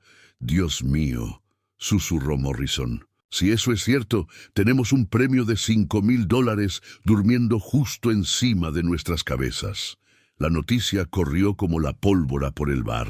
En menos de una hora, todos los clientes sabían de la supuesta recompensa y se descontrolaron las especulaciones sobre la cantidad exacta y las agencias que ofrecían el pago. Algunos afirmaban que la recompensa era en realidad de $10,000. Otros insistían en que incluía bonificaciones adicionales por información sobre el dinero robado y los socios desaparecidos. Theodore Blackwood se encontraba en una situación insostenible. Su ética profesional le exigía proteger la privacidad y seguridad de sus clientes, pero $5,000 representaban más dinero del que su bar había ganado en 2 años de funcionamiento. Además, albergar a un fugitivo buscado podría resultar en cargos criminales que arruinarían su negocio por completo. Al cierre de la operación, un grupo de 8 hombres se había formado en torno al liderazgo de Harold Peterson. Entre ellos se encontraban Morrison, otros 2 ganaderos locales, 3 dueños de tiendas y William Patterson, cuyas conexiones familiares le otorgaban influencia en todo el valle. Su plan era rudimentario, pero potencialmente efectivo. Rodear el Silver Dollar antes del amanecer, exigir la rendición de Thornfield y cobrar la recompensa por una solución pacífica al problema de la comunidad. «Lo hacemos de forma legal y correcta», insistió Peterson, mientras se reunían en la trastienda de su tienda para ultimar su estrategia. «Denle la oportunidad de entregarse discretamente. Escóltenlo ante el sheriff Reynolds para su arresto oficial. Nada de violencia a menos que fuerce la situación». Morrison asintió, aunque su expresión sugería que albergaba dudas sobre la disposición de Thornfield a rendirse pacíficamente. «¿Y si se niega? Un hombre con su reputación no es probable que se entregue sin hacer ruido. Entonces haremos lo necesario para proteger a nuestra comunidad y reclamaremos la recompensa. 8 contra 1 debería ser suficiente, incluso para alguien con sus supuestas habilidades». Los hombres pasaron otra hora discutiendo posiciones, señales y planes de contingencia. Su conspiración amateur contenía numerosas fallas que un criminal profesional habría explotado fácilmente, pero su motivación era genuina y su determinación absoluta. Mientras tanto, 2 pisos por encima de la tienda de Peterson, Jacob Thornfield, sentado junto a su ventana, observaba la reunión nocturna con unos prismáticos que había adquirido durante sus años en prisión. El propósito de la reunión era evidente, incluso sin oír la conversación, y ya había notado una mayor atención de varios vecinos durante sus recientes desplazamientos por Blackwater Ridge. La situación se estaba deteriorando tal como él había previsto. Las comunidades fronterizas operaban con mentalidades de manada que podían volverse letales con mínima provocación, y su presencia había desencadenado claramente la ansiedad colectiva que a menudo precedía a la acción de los justicieros. Más preocupante era su creciente certeza de que alguien estaba manipulando activamente los acontecimientos para asegurar una confrontación violenta. El momento de los rumores de la recompensa fue sospechosamente oportuno, justo cuando las tensiones en la comunidad alcanzaban su punto álgido. Los instintos profesionales, desarrollados durante 15 años de actividad criminal, sugerían una traición orquestada, más que una acción ciudadana espontánea. Thornfield había sobrevivido tanto tiempo confiando en sus sospechas paranoicas en lugar de descartarlas como producto de su imaginación. Alguien lo quería muerto, y ese alguien poseía el conocimiento y los recursos para organizar las circunstancias que lo lograrían, con una apariencia completamente natural, mientras preparaba sus armas y revisaba las rutas de escape del Silver Dollar. Thornfield no podía evitar la sensación de que Vincent Carrington había decidido saldar sus cuentas con métodos más permanentes que la restitución financiera. De ser así, las siguientes 24 horas determinarían si las antiguas sociedades terminarían en negociación o a tiros. No se le escapó la ironía de que, tras sobrevivir a la cárcel, persecuciones e innumerables situaciones peligrosas, pudiera morir en un remoto pueblo de Wyoming porque un antiguo amigo había preferido la traición al honor. Pero, claro, la traición había sido la característica definitoria de su relación desde el principio. El amanecer traería respuestas, junto con balas, sangre y la resolución final de deudas que habían durado 15 años. RS en el coleccionismo. El amanecer amaneció sobre Blackwater Ridge con una quietud ominosa que parecía oprimir el pueblo como una respiración contenida. Los sonidos matutinos habituales, el canto de los gallos, los ladridos de los perros, el mugido lejano del ganado, se sentían apagados y extrañamente distantes. Incluso el viento que normalmente susurraba entre los álamos de Main Street se había acallado por completo, como si la naturaleza misma estuviera esperando la violencia que todos presentían acercarse. Jacob Thornfield no había dormido. Había pasado las horas oscuras preparándose metódicamente para lo que sabía que sería su enfrentamiento final, no solo con los habitantes del pueblo que se unían contra él, sino con los fantasmas de las decisiones tomadas 15 años atrás en Colorado. Sus armas estaban limpias y cargadas, sus rutas de escape memorizadas y sus asuntos tan resueltos como las circunstancias lo permitían. Exactamente a las 5:30 de la mañana, bajó la escalera del Silver Dollar por última vez. Sus pasos marcaban un ritmo acompasado que resonaba en el salón vacío como una marcha fúnebre. Theodore Blackwood estaba de pie tras la barra, puliendo con nerviosismo el mismo vaso en el que había estado trabajando durante la última hora. Sus ojos reflejaban la culpa de quien había priorizado las ganancias sobre los principios. «Están ahí fuera», dijo Blackwood en voz baja, sin mirar a Thornfield a los ojos. 8 hombres, quizá más ya. Se han posicionado desde antes del amanecer. Lo sé, respondió Thornfield, sin rastro de ira ni acusación en su voz. Gracias por la advertencia, aunque ambos sabemos que ayudaste a organizar esto. El rostro de Blackwood se sonrojó de vergüenza, pero no negó la acusación implícita. El dinero de la recompensa resolvería todos sus problemas financieros y le permitiría expandir su negocio. Pero el costo de esa prosperidad lo perseguiría durante los años que le quedaran. Thornfield se acercó al escaparate y observó atentamente la escena callejera. Los hombres de Peterson se habían posicionado con entusiasmo amateur, pero con una determinación peligrosa. El propio Harold Peterson se agazapó tras un abrevadero justo enfrente de la entrada del bar, con un rifle de caza en las manos, que temblaban ligeramente de nerviosa anticipación. Samuel Morrison se había refugiado tras la esquina del almacén. Su posición le permitía disparar con claridad a cualquiera que saliera del Silver. Dollar, los otros 6 hombres estaban dispersos por la calle principal en posiciones que demostraban su desconocimiento del combate real, pero que compensaban con una gran ventaja numérica. William Patterson se había subido al tejado de la oficina de telégrafos, lo que le proporcionaba una posición elevada para disparar. Los demás conspiradores se habían ocultado tras diversos obstáculos, postes de amarre, barriles y los escalones de piedra de la iglesia. «Dime algo, Theodore», dijo Thornfield, sin apartar la vista de la ventana. «¿Fue Vincent Carrington quien sugirió la historia de la recompensa, o te llegó esa inspiración por tu cuenta?» El vaso de Blackwood se le resbaló de las manos y se hizo añicos contra el suelo. «No sé a qué te refieres». «Claro que sí.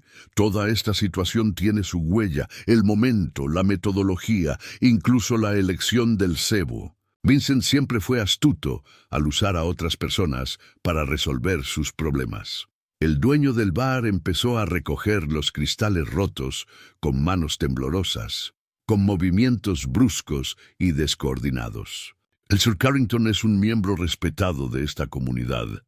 No querría.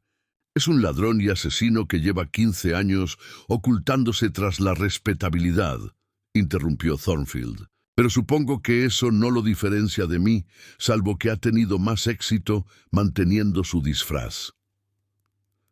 A través de la ventana, Thornfield vio al sheriff Reynolds acercándose desde su oficina. Su expresión era sombría, consciente de lo que estaba a punto de ocurrir. Reynolds había intentado claramente evitar esta confrontación, pero su autoridad tenía límites ante la determinación ciudadana impulsada por incentivos económicos. «Jacob Thornfield», gritó Reynolds al llegar al centro de la calle. Su voz se oyó con claridad en el silencio matutino. «Soy el sheriff Robert Reynolds. Necesito que salgas con las manos a la vista y te entregues para ser interrogado». La solicitud formal era una necesidad legal, pero todos los presentes comprendieron que era solo un preludio a la violencia. Thornfield no tenía intención de rendirse. Reynolds carecía de los recursos para garantizar un arresto pacífico, y los pistoleros ocultos estaban demasiado interesados en el dinero de la recompensa como para aceptar cualquier solución que no implicara capturar o matar a su objetivo. «Sheriff Reynolds», respondió Thornfield a través de la puerta abierta. «Agradezco su intento de manejar esto con profesionalismo, pero ambos sabemos cómo termina. Deme 5 minutos para recoger mis cosas. Luego saldré y podremos resolver esto como hombres civilizados».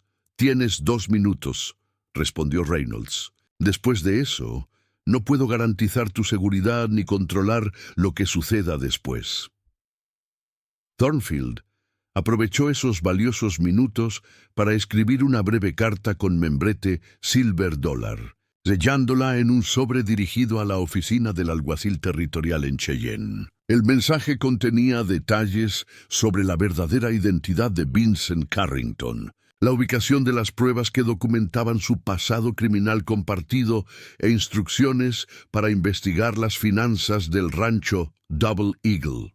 «Theodore», dijo entregándole el sobre sellado a Blackwood, «asegúrate de que esto llegue a las autoridades federales, pase lo que pase en los próximos minutos. Considéralo mi último legado a la justicia».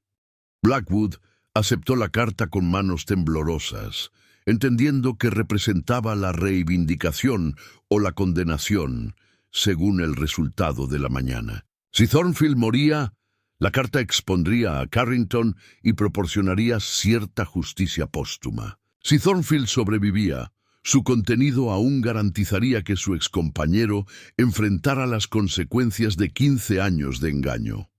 Los 2 minutos transcurrieron con precisión mecánica. Thornfield revisó sus armas una última vez, se ajustó el sombrero a su ángulo habitual y cruzó la entrada principal del Silver Dollar hacia la luz matutina que teñía la calle. El principal de tonos dorados y carmesí, escena que lo recibió, poseía una cualidad casi teatral. 8 hombres armados, emergiendo de su escondite, como actores ocupando sus puestos para una obra cuidadosamente ensayada. Peterson se levantó de detrás de su abrevadero, con el rifle apuntando al pecho de Thornfield. Morrison apareció a la vista con una escopeta que resultaría devastadora a corta distancia. Patterson mantuvo su posición elevada, mientras los demás formaban un semicírculo irregular que bloqueaba todas las rutas de escape obvias. «Jacob Thornfield», anunció Peterson con teatral formalidad. «Estás bajo arresto ciudadano por diversos delitos contra el territorio y su gente. Entregue sus armas y sométase a la autoridad competente». «Harold Peterson», respondió Thornfield con tono informal. «Eres el dueño de una tienda que nunca ha matado nada más grande que un pollo, y te enfrentas a un hombre que ha sobrevivido 15 años de gente que intentaba cobrar recompensas por su cabeza. ¿Estás completamente seguro de que este es el camino que quieres seguir?» El rifle de Peterson se tambaleó levemente al ver la duda en su rostro. $5,000 era una suma considerable, pero ganarlos requería sobrevivir los siguientes minutos contra alguien cuya reputación sugería que sobrevivir era improbable. «Los superamos en número 8-1», gritó Morrison, con una voz que transmitía una confianza forzada. «Ni siquiera Jacob Thornfield puede superar a 8 hombres a la vez». «Quizás no», asintió Thornfield. «Pero sin duda puedo matar a 3 o 4 de ustedes antes de que el resto consiga acabar conmigo. La pregunta es, ¿quiénes están dispuestos a morir por el margen de beneficio de Harold Peterson?» La guerra psicológica estaba surtiendo el efecto deseado. Varios de los conspiradores comenzaron a mirar con nerviosismo a sus compañeros, cada uno consciente de repente de que el sacrificio heroico parecía diferente, visto desde la perspectiva de una víctima potencial que desde la de un superviviente triunfante. El sheriff Reynolds dio un paso al frente, con su propia arma desenfundada, pero aún sin apuntar a ninguno de los bandos. «Esto no tiene por qué acabar en un baño de sangre. Thornfield, entreguen sus armas y les garantizo un transporte seguro a las autoridades territoriales. Los demás, bajen las armas y dejen que la ley se encargue de esto como es debido». «Lo siento, sheriff», respondió Peterson mientras su rifle volvía a la posición correcta. «Este hombre es demasiado peligroso para confiarle procedimientos legales. Demasiados testigos han desaparecido cuando Jacob Thornfield estuvo involucrado». La acusación probablemente era acertada, pero su articulación pública eliminó cualquier posibilidad de resolución pacífica. La reputación de Thornfield exigía que respondiera a tales desafíos con medidas decisivas, mientras que las motivaciones económicas de los habitantes los obligaban a seguir adelante sin importar las consecuencias. El enfrentamiento se prolongó durante varios instantes que parecieron horas. 8 armas apuntaban a un hombre que permanecía tranquilo bajo la luz de la mañana, como si estuviera hablando del clima en lugar de enfrentarse a una muerte inminente. El cuadro poseía una extraña belleza que sería recordado y narrado durante generaciones en Blackwater Ridge. Entonces, Peterson finalmente perdió el control. Ya fuera por miedo, codicia o simple impaciencia, apretó el gatillo y una bala de rifle pasó silbando junto a la oreja de Thornfield y destrozó la puerta principal del Silver. El único disparo rompió el silencio matutino y desencadenó la avalancha de violencia que todos anticipaban. La respuesta de Thornfield fue instantánea y devastadora.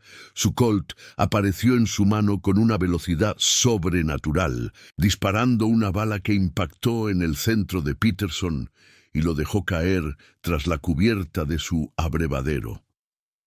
La escopeta de Morrison retumbó, pero Thornfield ya se movía, rodando detrás de un poste de enganche, mientras los perdigones astillaban el espacio que había ocupado hacía un instante. Su segundo disparo alcanzó a Morrison en el hombro, obligándolo a girar y enviando su arma a la calle. El rifle de Patterson se disparó desde su posición en la azotea y la bala arrancó astillas de la cobertura improvisada de Thornfield. Los habitantes restantes comenzaron a disparar con creciente desesperación. Su puntería amateur era más peligrosa entre ellos que para su objetivo. Thornfield se movía con la fluida precisión de quien había sobrevivido a docenas de encuentros similares, aprovechando las coberturas disponibles mientras eliminaba sistemáticamente las amenazas con disparos precisos. Su tercera bala destrozó el rifle de William Patterson y lo hizo rodar desde el tejado de la oficina de telégrafos con un grito que atravesó los disparos como un cuchillo. Pero los números delataban incluso a una habilidad legendaria. Una bala de uno de los tiradores restantes alcanzó a Thornfield en el costado izquierdo, girándolo y lanzándolo hacia el centro de la calle. La sangre le oscureció la camisa mientras luchaba por mantenerse en pie y devolver el fuego. El sheriff Reynolds, que había intentado poner fin a la batalla sin tomar partido, finalmente tomó su decisión. Su pistola disparó 2 veces, derribando a 2 de los vecinos que aún se encontraban buscando mejores posiciones de tiro. La intervención del agente inclinó la balanza decisivamente. ¡Basta!, gritó Reynolds. «Esto para allá o arrestaré a todos los que queden en pie». Los conspiradores supervivientes, ante la oposición oficial y el aumento de bajas, comenzaron a retirarse a cualquier refugio que pudieran encontrar. Su entusiasmo por la caza de recompensas se había evaporado ante el combate real, dejándolos con el orgullo herido y amigos desangrándose en la calle. Thornfield permaneció de pie en medio de la calle principal, con su pistola humeante aún lista, mientras observaba la carnicería que lo rodeaba. 3 hombres yacían inmóviles, 2 más se retorcían con heridas graves, y el resto había huido o se había rendido. El legendario pistolero había demostrado su reputación una vez más, aunque a un precio considerable. La sangre seguía manándole por la camisa donde la bala había dado en el blanco, y su rostro palideció por la conmoción y la pérdida de sangre. Incluso las leyendas tenían límites mortales, y Thornfield se acercaba rápidamente al suyo. «Sheriff Reynolds», gritó con la voz visiblemente más débil que antes, «creo que nuestro asunto está concluido. Vincent Carrington tiene lo que quería, la prueba de que algunas deudas solo se pueden saldar con sangre». Reynolds se acercó con cautela, con el arma aún desenfundada, pero ya no apuntaba al forajido herido. «Jacob, necesitas atención médica. El Dr. Hayes puede curarte y luego podemos negociar los términos de tu rendición. Demasiado tarde para eso, sheriff. Esta herida es peor de lo que parece, y ambos sabemos que nunca veré el interior de un tribunal». Las piernas de Thornfield se doblaron, dejándolo de rodillas en la calle polvorienta. Pero Vincent no escapará de la justicia. La carta que le di a Theodore se encargará de eso, como si lo hubieran llamado al mencionar su nombre. Vincent Carrington apareció al final de la calle principal, cabalgando lentamente hacia el lugar de la batalla con una expresión de preocupación perfectamente calculada. Su elección del momento oportuno fue sospechosa, pero no demostrablemente deliberada. Un empresario exitoso respondiendo a denuncias de violencia en su comunidad. «Dios mío», exclamó Carrington mientras desmontaba y se acercaba al herido Thornfield. «¿Qué ha pasado aquí? Sheriff Reynolds, ¿viene la asistencia médica?» La actuación fue magistral, combinando conmoción, preocupación y responsabilidad cívica en proporciones que satisfarían cualquier investigación posterior. Carrington se había posicionado como un espectador inocente en lugar de un orquestador, con el respaldo de los expertos de Double Eagle, que podían testificar su presencia en el rancho durante los sucesos de esa mañana. Thornfield levantó la cabeza con un esfuerzo tremendo, y sus ojos grises se encontraron con los de su excompañero por última vez. «Hola, Vincent. ¿Vienes a disfrutar de tu obra?» «No sé a qué te refieres», respondió Carrington, aunque su expresión delataba un destello de satisfacción. «Estás gravemente herido, Jacob. Guarda tus fuerzas para curarte en lugar de malgastarlas en acusaciones. Los alguaciles federales encontrarán las pruebas que mencioné: registros bancarios, correspondencia, información detallada sobre el destino del dinero robado. Su respetable identidad no sobrevivirá a una investigación profesional». La máscara de Carrington se deslizó momentáneamente, revelando al criminal calculador bajo la fachada del ranchero. Aunque existan tales pruebas, las acusaciones de los muertos tienen poco peso en los tribunales territoriales. La doctora Elizabeth Hayes llegó en ese momento, aferrada con determinación a su maletín médico mientras examinaba a los heridos dispersos por la calle. Su ojo experto evaluó de inmediato el estado de Thornfield como crítico, pero con posibilidad de supervivencia con intervención inmediata. «Despejen espacio alrededor de este hombre», ordenó con autoridad profesional. «Sheriff Reynolds, necesito agua limpia y vendajes de mi oficina. Que alguien me ayude a llevarlo a un terreno estable donde pueda trabajar correctamente.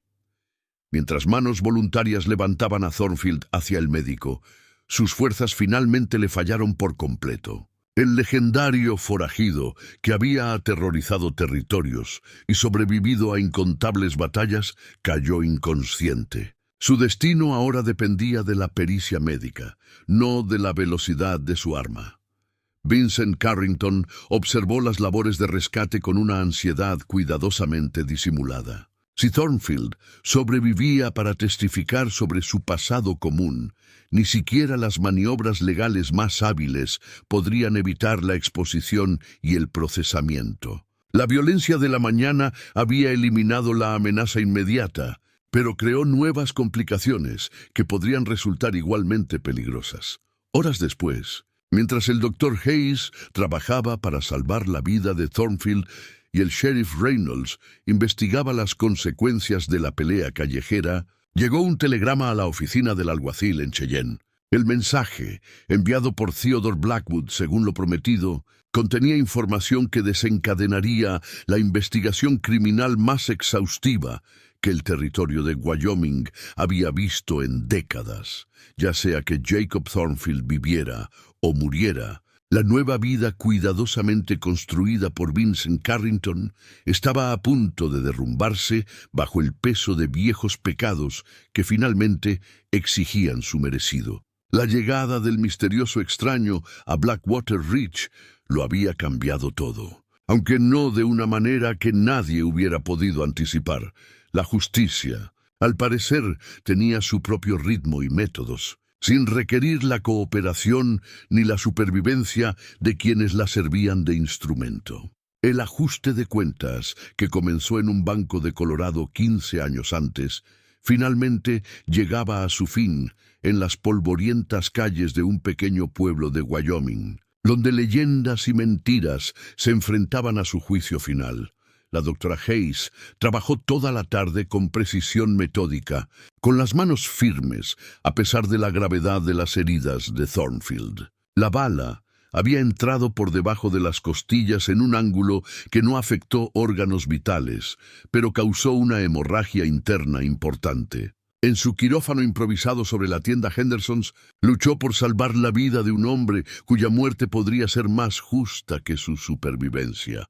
Su pulso se está fortaleciendo, le informó al sheriff Reynolds, quien vigilaba el exterior de su quirófano improvisado. La hemorragia se ha detenido y si no se produce una infección, debería recuperarse lo suficiente como para ser juzgado.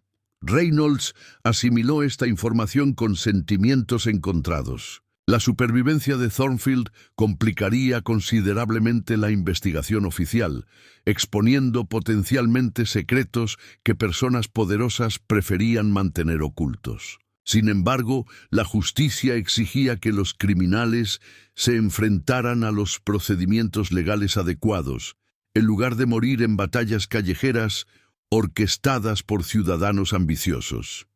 Mientras tanto, Vincent Carrington se había retirado a su rancho para evaluar las implicaciones de la situación y planificar sus próximos pasos. La violencia de la mañana había eliminado la amenaza inmediata de ser descubierto, pero la carta de Thornfield a las autoridades federales representaba un acontecimiento potencialmente catastrófico que requería contramedidas cuidadosas. En su estudio privado, Carrington recuperó los documentos ocultos que documentaban su pasado criminal y comenzó a destruir sistemáticamente las pruebas más incriminatorias. Detalles de robos a bancos, correspondencia con cómplices y registros contables del dinero robado desaparecieron en las llamas de la chimenea, sus secretos consumidos por la necesidad más que por la culpa. Sin embargo, destruir la evidencia física no eliminaría el testimonio humano, ni impediría que investigadores decididos reconstruyeran sus actividades a través de fuentes externas. Los alguaciles federales contaban con recursos y autoridad de los que carecían las fuerzas del orden locales, y su investigación probablemente descubriría irregularidades financieras que no podrían explicarse mediante actividades comerciales legítimas. Douglas Brennan regresó al rancho esa noche con información detallada sobre la batalla callejera y sus consecuencias. Su lealtad a Carrington se mantuvo absoluta, pero su expresión reflejaba una creciente preocupación por su capacidad para sortear la tormenta que se avecinaba sin consecuencias graves. 3 ciudadanos muertos, 2 más heridos de gravedad, informó Brennan desde su posición cerca de la ventana del estudio. Thornfield está vivo, pero inconsciente. El doctor Hayes cree que sobrevivirá, aunque la recuperación tardará semanas, si no meses. ¿Qué hay de la investigación federal? ¿Se sabe algo sobre los horarios de llegada de los alguaciles? Edwin Walsh, de la Oficina de Telégrafos, afirma que las consultas han aumentado drásticamente desde esta mañana. Alguien ha estado haciendo preguntas específicas sobre registros de propiedad de tierras, documentación de compra de ganado y transacciones bancarias que se remontan a 10 años atrás. El alcance de la investigación superó los peores temores de Carrington. Agentes del orden profesionales estaban realizando verificaciones exhaustivas de antecedentes que inevitablemente revelarían inconsistencias en su identidad falsa y su historial comercial. Necesitamos considerar nuestra estrategia de salida, dijo Carrington finalmente, con el amargo sabor de una derrota. Liquidar rápidamente todos los activos que podamos y prepararnos para una salida inmediata si las circunstancias lo requieren. Brennan asintió, comprensivo, aunque su expresión sugería reticencia a abandonar la vida próspera que habían construido juntos. ¿A dónde iríamos? Tu rostro aparecerá en los carteles de búsqueda de todos los territorios una vez que concluya esta investigación. México, quizás, o California bajo nombres falsos. El mundo es lo suficientemente grande como para desaparecer por completo si uno posee suficientes recursos y determinación. Su conversación fue interrumpida por la llegada de una visita inesperada. Martha Henderson se acercó a la casa del rancho en la carreta de su esposo. Su habitual alegría dio paso a una evidente ansiedad. Como esposa del dueño de la tienda, se desempeñaba como coordinadora no oficial de información comunitaria de Blackwater Ridge, lo que hacía que su visita fuera significativa. «Señor Carrington», gritó mientras bajaba del asiento del carro, «espero que perdone la intrusión, pero hay noticias urgentes de la ciudad que afectan a todos en el valle». Carrington y Brennan intercambiaron miradas antes de que el ranchero saliera a su terraza para recibir a su visitante. La agitación de Martha Henderson sugería que algo no podía esperar a que se reanudaran las comunicaciones. «¿Qué noticias tiene, señora Henderson?